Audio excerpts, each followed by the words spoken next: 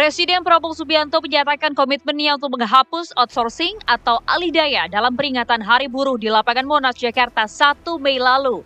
Komitmen dalam penghapusan outsourcing itu akan diambil pemerintah dalam pembentukan Dewan Kesejahteraan Buruh Nasional. Badan kesejahteraan itu akan berperan sebagai penasihat Presiden dalam menyusun arah kebijakan terkait ketenaga kerjaan seperti hak dan perlindungan para pekerja. Salah satu tugas Dewan Kesejahteraan Buruh Nasional adalah mengkaji dan merumuskan mekanisme transisi yang tepat menuju penghapusan sistem outsourcing. Nantinya, penghapusan outsourcing harus dilakukan secara bertahap dan penuh pertimbangan dengan iklim investasi. Sebelum Presiden berkomitmen untuk menghapus outsourcing, Kementerian Ketenagakerjaan merilis data yang menunjukkan bahwa 18.610 tenaga kerja terkena PHK pada periode Januari hingga Februari 2025. Akankah komitmen Presiden bisa menjadi nyata? Di tangan Prabowo, outsourcing dihapus? Tim TV One mengabarkan. Saya akan membentuk segera Dewan Kesejahteraan Buruh Nasional. Juga atas saran dari pimpinan buruh, atas saran dari Pak Said Iqbal dan Pak Jumbur, kita akan segera membentuk Satuan Tugas PHK. Kita tidak akan membiarkan rakyat kita tidak akan biarkan pekerja-pekerja di PHK-kan seenaknya.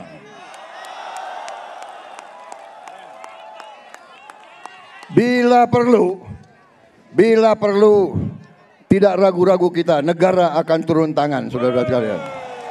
Kami Satgas PHK dan Dewan Kesejahteraan Buruh Nasional ini akan mempunyai peran yang sangat penting.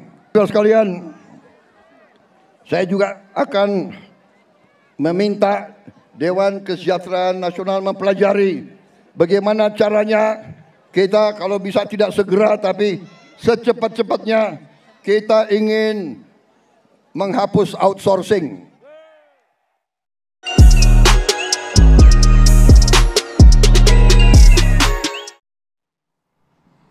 Ya pemirsa, tadi kita sudah mendengarkan bagaimana ya Andi Kumala bersama-sama Presiden Prabowo Subianto berpidato di depan para buruh di hari peringatan buruh 1 Mei 2025.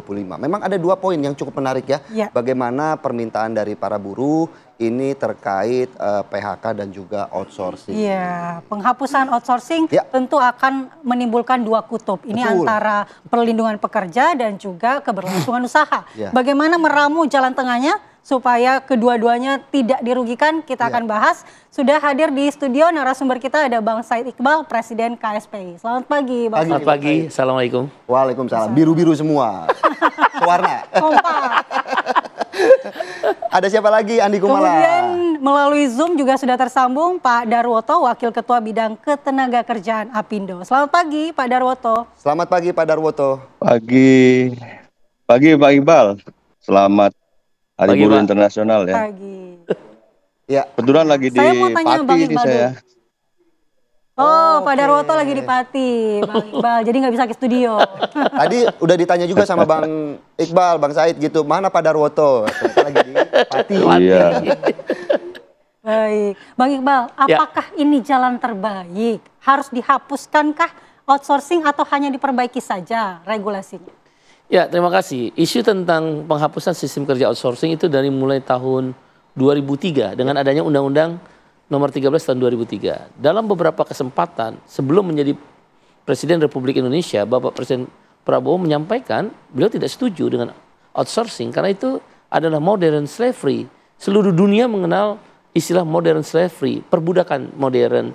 Orang kerja di satu perusahaan tapi bukan karyawan perusahaan itu. Tapi kan seluruh dunia kemudian menerapkan pola karyawan outsourcing ini. Betul. Oleh karena itu ada persyaratan yang ketat ketika seluruh dunia menerapkan sistem kerja outsourcing. Nah di Indonesia sebenarnya sudah diatur dalam Undang-Undang Nomor 13 tahun 2003 sebagai jalan tengah. Ada istilah dua yang kita sebut dengan outsourcing atau alih daya belakangan disebut.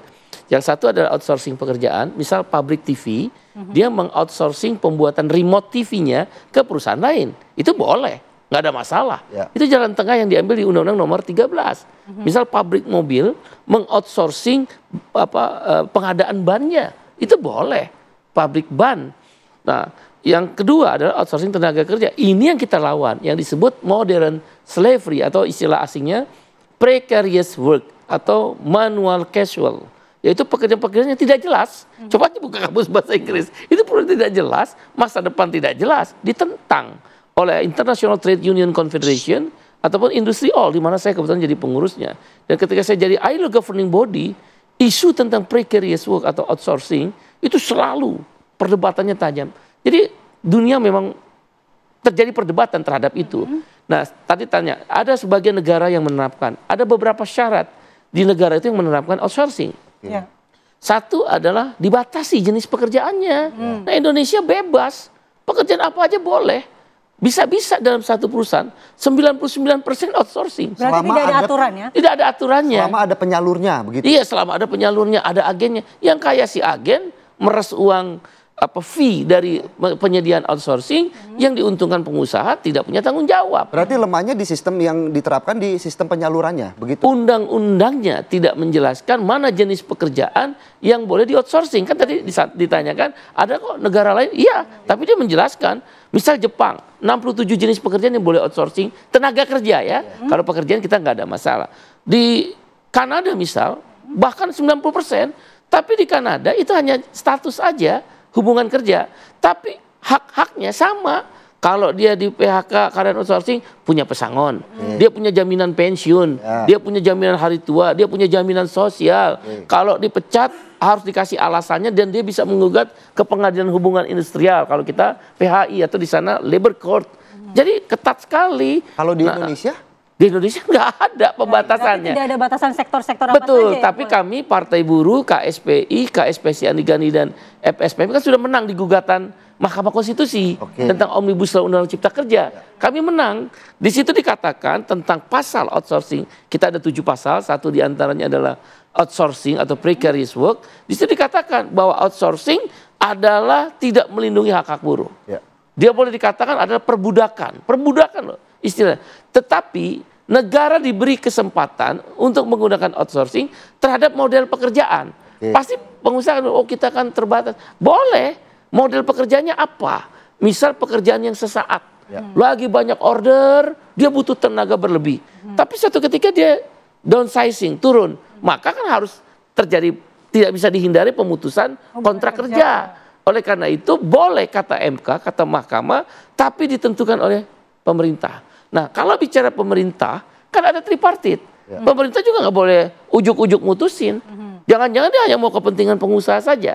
Oleh karena itu dia harus dengerin kepentingan buruh. Di dalam tripartit nasional mana jenis pekerjaan.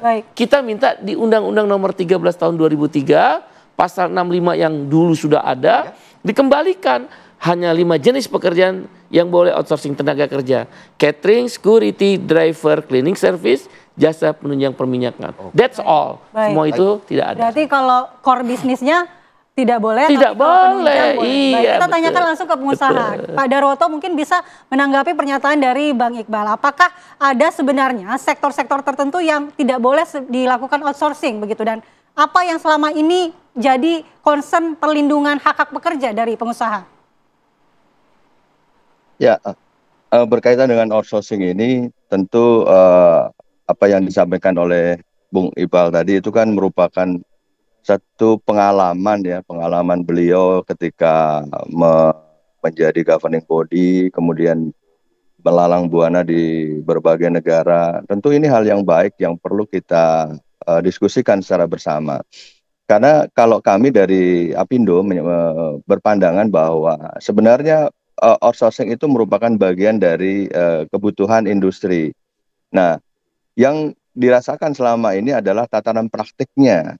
Tatanan praktiknya ini kan mungkin ada yang dirasakan dan banyak dikeluhkan oleh pekerja ini bahwa ini merupakan satu upaya untuk yang dikatakan sebagai perbudakan modern dan lain sebagainya. Tetapi di dalam konteks ini kita berharap bahwa outsourcing itu sebagai bentuk dari bagian dari proses produksi yang notabene adalah itu merupakan bagian-bagian yang memang merupakan penunjang dari produksi itu sendiri. Bahkan ditambahkan juga ada beberapa tadi Bang Iqbal kan menyampaikan juga bahwa untuk pekerjaannya itu juga memang bisa dilakukan outsourcing. Sebagai contoh tadi kan pabrik mobil bannya diproduksi oleh perusahaan yang lain. Ini kan juga bagian dari yang namanya outsourcing. Nah, kalau yang dikatakan tadi adalah sebagai labor supply, ya itu merupakan hal yang perlu kita perhatikan secara bersama. Dan alangkah baiknya karena Pak Presiden kemarin kan menyampaikan akan secepatnya dan secara bertahap untuk bagaimana outsourcing ini akan dihapus. Nah, kalau dihapus secara itu tentu akan sulit ya karena ini merupakan kebutuhan dari satu aktivitas bisnis. Tetapi kalau toh misalnya ya, kalau seperti yang terjadi di berbagai negara, memang itu juga outsourcing merupakan satu kebutuhan. Nah, hanya saja bagaimana perlindungan kepada pekerja yang di perusahaan-perusahaan outsourcing ini yang betul-betul harus dilindungi. Kami tentu setuju dengan adanya perlindungan hak-hak buruh yang di perusahaan-perusahaan outsourcing ini.